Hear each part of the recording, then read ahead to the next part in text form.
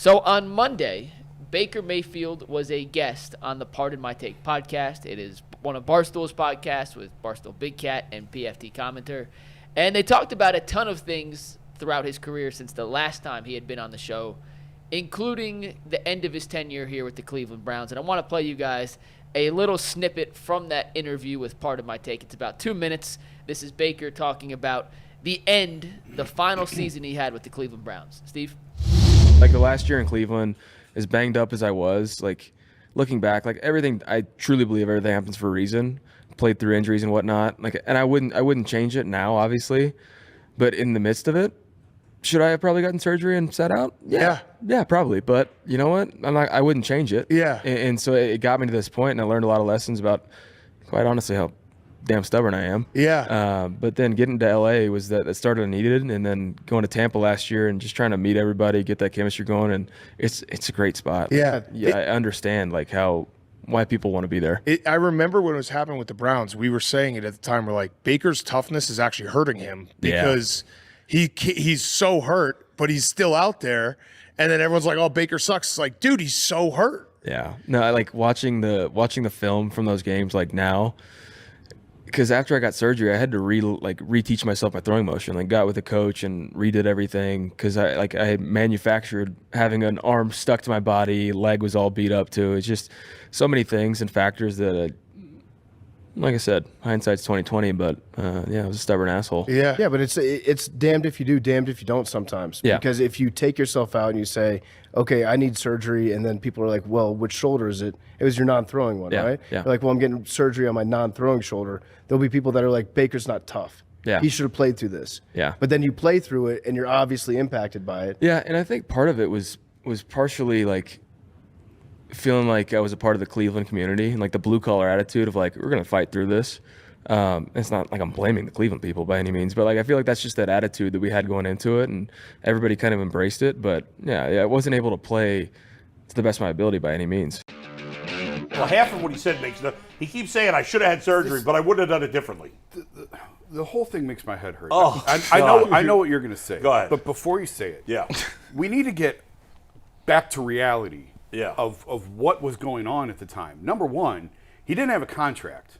He was playing for a contract. Yeah. And the team needed to see what he could do in order to give him a contract. Remember how early in the season he got hurt? Had they been convinced he was the guy, they would have signed him that prior summer. Right. They didn't have enough information. They needed more information to see if they wanted to commit to him long term. And then he gets hurt in what, week 2, week 3, or whatever it was? It was the Houston game, right? They didn't have enough information. So if you go out and you have the surgery, he's probably gone anyway because they don't have any more information. And the information they had before the injury was this guy's not good enough. So they needed another season to see. They didn't get that. That's why they kept running him out there. And the decision to run him out there went way above Kevin Stefanski. That was made by the people above him because they were trying to make a decision on what you commit to this guy long term, if you do or not. Beyond all of that, you can't blame an injury that didn't exist for how bad he was when the game was on the line when he was healthy. Yeah. I wrote this after I just want this one stat. Remember the Chiefs game, opening week, he played out of his mind in the first half. Everything looked great. And then he couldn't get the game winning. And then you got to have it from him. And when you got to have it from him, he doesn't deliver. This was before the shoulder injury. This was after that Chiefs game. After that week 1 game that they lost at Kansas City. There were 12 games where the Browns trailed by 7 points or less with 4 minutes to go. He was 27 of 49 in those instances with 367 yards, 4 touchdowns, and 5 interceptions, and they won 3 of those games. He had a quarterback rating of 67. So to boil that all down, and got to have at moments when you got to have your quarterback at your best, down by 1 score or less with 4 minutes to go, he had a quarterback rating of 67 and threw 5 interceptions. And we saw it again last year with Tampa Bay. What happened in the playoff game? Yeah. He played great until you had to have him on the last drive. And what did he do? He turned the ball over. Yeah, that's who he is. I don't care about the stupid shoulder injury. I'm sure it hurt. I'm sure he was in pain. I have no doubt about it. But my God, he sucked when he was healthy. He wasn't any good when he was healthy. So why are we still talking about this? It is crazy at this point. Like, here's what happened. So Baker had his moments here where he played really well. Yes. He had his moments. Yes. Here. And for essentially 25 years, really more than that, close to 30 years, we know how passionate the fan base is in this town. The fans love, eat, sleep, breathe football. That's a cliche. Like Baker used about 8,000 cliches in that clip. But that's a cliche, but it's true. Football is life in this city. Fans' moods, their attitudes in the fall are always factored. A big factor is how the Browns play, right?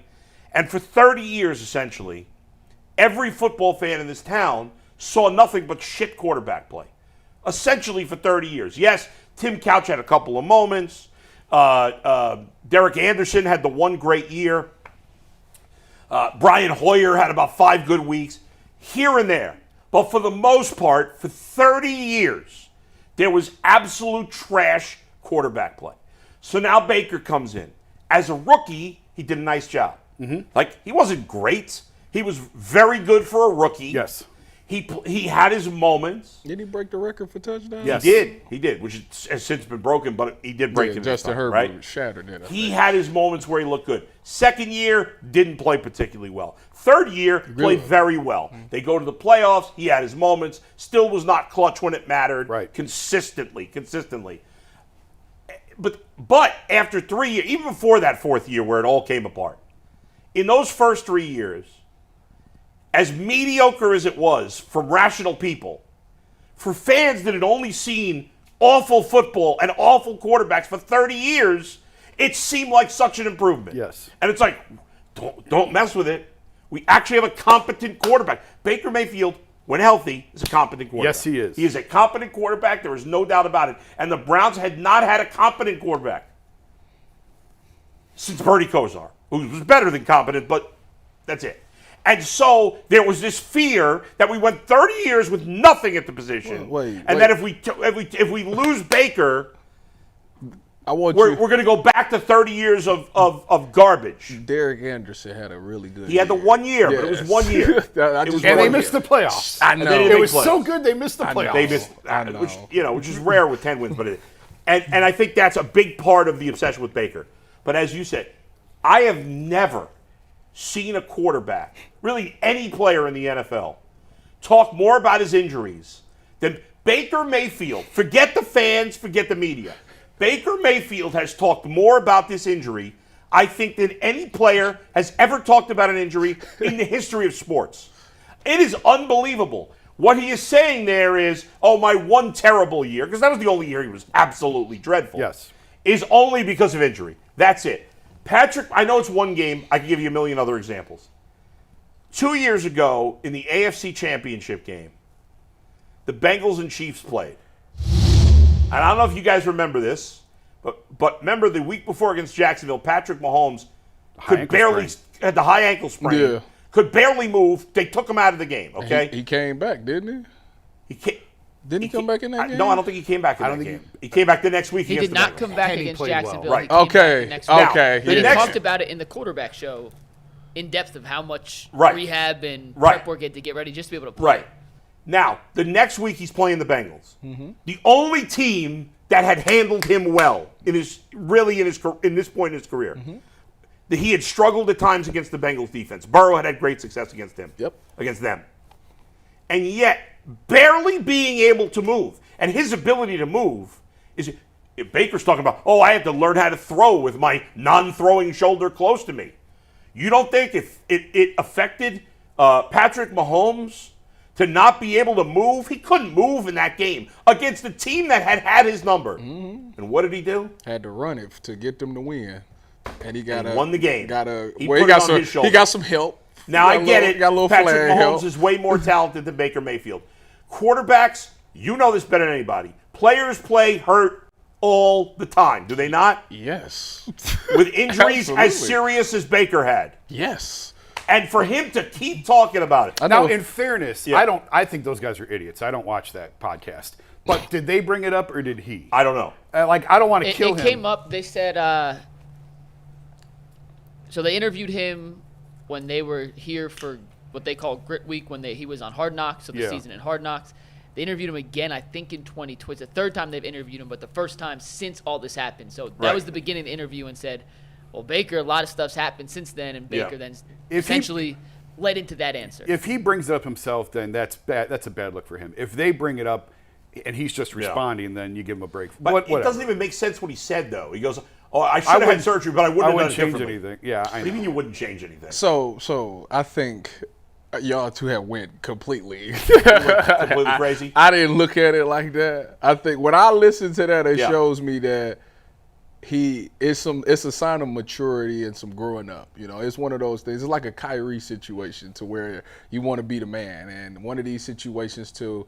Now he looks back on it and he's had some time to reflect. He's had some ups and downs. He went to LA, had the one game, but then things weren't great. Now he's in Tampa Bay. He's got his contract, so now he feels secure. You know, all these other years he hasn't had no security. Right. So now he feels some sense of security, and now he's reflecting like, you know what, maybe I could have done that better. You know, I could have done this and I could have gotten the surgery. Yeah, I shouldn't have been playing. All of those things. It's nice to admit those things because, like I said, you watch it and you can tell like I can't do what I was supposed to be doing, so I shouldn't have been out there. And really, it should have been an apology to the people because to his teammates, which I always said, you're doing your teammates a disservice. We out here busting our butts to try to make sure we win this game, and you just handicapping us. Yeah. Like, if you can't play, if you know that you can't do the things that you're supposed to do, you need to get out the way and let somebody else do it. So at least we know that guy's healthy enough to make those plays. Had he had a long-term contract, he would have done it. Yeah. He would have had the surgery. Yeah, he would have done it easily. And the Browns would have shut him down and told him to. So it was a stupid decision by both sides. I agree with that. Tyvis, there were a couple of games along the way where he played decent games. Yeah, he did. It wasn't every game was bad. I agree with that. So every time he played a decent game, it was like, well, we give him credit. And then every time he played poorly, the excuse was the injury. And I'm just sick of hearing it. There's guys who play all the time with injuries. We're not making excuses for all of them all the time.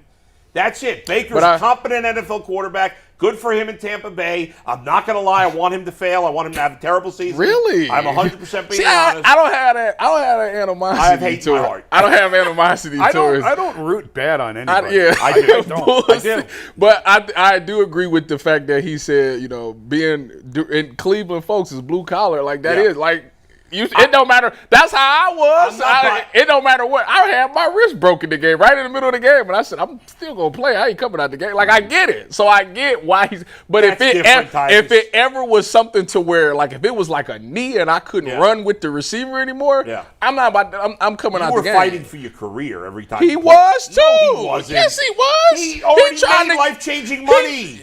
He tried to break the bank. I understand that, but Your situation and his situation are not the same. $20 million could go like this. You were fighting for your life in the league. True story. He had already made $15 million. I was fighting for my life so bad that my last preseason game in Dallas, I pulled my hamstring and I said, if we just play cover 3, don't put me in no man, but if you put me in cover 3, I can still play. Yeah, which is crazy. And they looked at me like, you out. Yeah, right. You out. We put you back. Right. I don't know. I'm sick of Baker's shenanigans. And I also think I've always found him to be phony. I think that it's fake maturity. I don't buy it. I still think he'll be a you just don't like. Just say you don't like the guy. And you compared him to Kyrie Irving. He said that multiple times. I think Kyrie Irving's a phony too. I don't believe his maturity. I mean, Kyrie Irving's a nitwit, and Baker whatever. But do you believe in personal growth? Of course. So you don't see won't that? Give them the benefit of the doubt. No, I got to see it longer. Kyrie Irving's a nitwit. I mean, he thinks the Earth's flat. I mean, he's a nitwit. I can't, I don't think he thinks the Earth is flat. You don't really think so? He hasn't said anything lately. He's been saying all the right things. He has been. So like that's personal growth. I think Baker's a phony. I don't buy his personal growth. Actually, I get it. Look, he's a guy that's passionate about the game, and he will speak his mind. But I got more conspiracy theories for you. It does seem to me that he's, like I said, once you sign that contract, he's not trying to prove anything anymore. Right. Like I'm good. Now it's going to be interesting this year because Baker's career so far has been like this, right? Up and down. Every year, one year is good, the next year is bad. Can he have back-to-back good years? Because he was pretty solid last year. He was, and they didn't pay him. But as Jason said, of course, when it mattered the most. Until you need him. Yeah. And then where is he? He doesn't come through. All right, Mikey, what do you got? Well, in 10 minutes, we'll be joined by Oregon State manager Mitch Cannon to talk about Bazana. But I am curious, the second side of the conversation about the Baker Mayfield clip, I did want to ask you guys, and Jason kind of alluded to it. In a hypothetical world where he did get the surgery, and I understand the contract situation is the reason why it didn't, so you have to kind of warp reality for the sake of this. Where are the Browns today if he does get surgery and Baker's the quarterback? I don't think he would have still been the quarterback. In fact, I don't think anything changes. I know it's hard to remember now because it was 2 years ago, but the Browns had Baker Mayfield is what he is. He's a mediocre quarterback. He's a serviceable quarterback, whatever you want to call him. Are there 32 quarterbacks in the league better than Baker? No. He should be a starter in the NFL, but he's not a good enough starter to win a Super Bowl with. In this era of football, I'm not going to say 10 or 8, whatever. There's a dividing line somewhere between 7 or 12 or 13 where you got to have one of those quarterbacks. I don't know. Every year it may change where that line ends. Baker's never inside that line. He never will be inside that line. Until I'm proven otherwise, until he can win more than one playoff game in a season, I'm never going to believe it. When the Browns had a chance to get Deshaun Watson, it was a no-brainer because Deshaun Watson in Houston had been fantastic. Not serviceable, not good. He'd been fantastic. And a lot of people, myself included, thought after the 2020 season that Deshaun Watson was the second best quarterback in the NFL after Patrick Mahomes. Now in Cleveland, Deshaun Watson's been awful. Yeah. There's a couple of people who are conning themselves. Again, I think Earl's one of them, into making excuses and, shining a light in dark corners to find the 3 stats that make Deshaun Watson look good. Everybody with eyes knows Deshaun Watson's been terrible in Cleveland. But it's not too late to turn around. And most importantly, at the time, there was nobody with a rational brain that would have rather had Baker Mayfield than Deshaun Watson at the time. Deshaun Watson was a million times better. There was no reason to believe those two would be close. But at this point, it hasn't worked out. Wait a minute. What was Mikey? What was the question again? What would have changed that? He had surgery. If he had surgery, what would have changed? Well, he still had no contract, so if he would have had the 5th-year option, They had a 5th-year option on him. Okay, so the Browns would have probably been forced to pick up his 5th-year option. Which they did because they had to trade him to Carolina. Yeah, they would have picked up his 5th-year option. At the time, they traded for Amari Cooper, correct? Amari Cooper got traded for. No, he never played with Amari. No, but if he would have been on the 5th-year option, he would have had. He would have played with Amari. Yeah. Yes. Okay, so that would have helped a lot. But see, this is my thing. That's my thing with Baker, is that I don't necessarily think it would. They did everything they could to get the talent around them. Getting Jarvis, getting Odell, and getting Njoku. They did everything to get the talent around. And then we seen Odell leave, and obviously he scored touchdowns, blah, blah, blah. Yeah. And the thing that got me the most, and this is where I started growing respect for Kevin Stefanski, because Kevin would come out there and he would always say, it's on me. I got to do a better job of getting Odell the ball.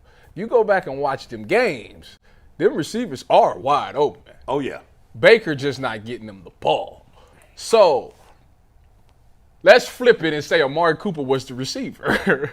Amari's always wide open. Yeah. If Baker ain't getting and didn't get Odell the ball, would that mean he wouldn't have got Amari the ball? So they pretty much would have been in the same situation anyway. So I think at some point they would have been like, we got to move off, and they would have moved off of him anyway. I still think, yes, I think they would have moved Yeah, off they would him have moved anyway. off of him anyway. The Browns have a philosophy when get in early, be the ones that get in on an extension early, and we've sort of seen that play out with Judy and with Njoku. Hopkins and Njoku. Like, when they believe in you, they're going to get in early. Yeah. As soon as they could, they extended Miles. As soon as they could, they extended Nick Chubb. They did not with Baker. They told you without telling you what they thought about this guy. So I still think it probably ends the same way. Obviously, the factors that lead to it would be different, but I still think it ends with them trying to upgrade the position. I agreed with the idea of moving on from Baker, trying to get better at that spot. I never killed them for going after Deshaun because I understood the thought behind it. But I also think, and let's see how the rest of this plays out, but it could be a very valuable teaching moment of when people tell you something, listen to them. And we saw it with Monty Williams in Detroit, where he told them no until they added enough to zeros to where he said yes. We saw it with Mike Holmgren here, where they just gave him an overwhelming offer to the point that he said, okay, fine. And both of those were disasters. Yeah. And Deshaun told them no, and they've just kept talking to him until he said yes. When they tell you no, listen to him. But let's see. This could still turn. Yeah. I'm with you. It could. We haven't seen enough. It's this year. point. I mean, this year's the last chance. Yeah. And like you got to get better than just okay quarterback. You had okay quarterback play with Baker. Yes. We just talked about that. You made this move to get elite. They have not gotten elite. That's simple. And we'll see if they get it this year or not. I mean, yeah, you could argue they would have been better off with Baker the last 2 years. Absolutely. But it still wouldn't have been good enough. It would have cost you less. I mean, you would have had your first-round picks. Yep. It would have cost you less in money. Yes. They would have probably been better off with Baker the last couple of years. But I don't think they would have won more than one playoff game in any of those seasons with Baker Mayfield. I'm thinking back. The biggest, like I said, whether Baker was here or not, I still think the biggest difference that this team has made from the time they got rid of Baker to now is a guy by the name of Jim Schwartz. That right there, that was the game changer that the Browns needed because, like I said, he not only changed the identity of a defense, he had changed the identity of a team to where they did not care who you was. They was taking the fight to you. And I feel like if he would have been here maybe when they went to the playoffs, what year was that when they lost to the Chiefs? I feel like I like their chances better. I feel like they probably would have beat the Chiefs. I do.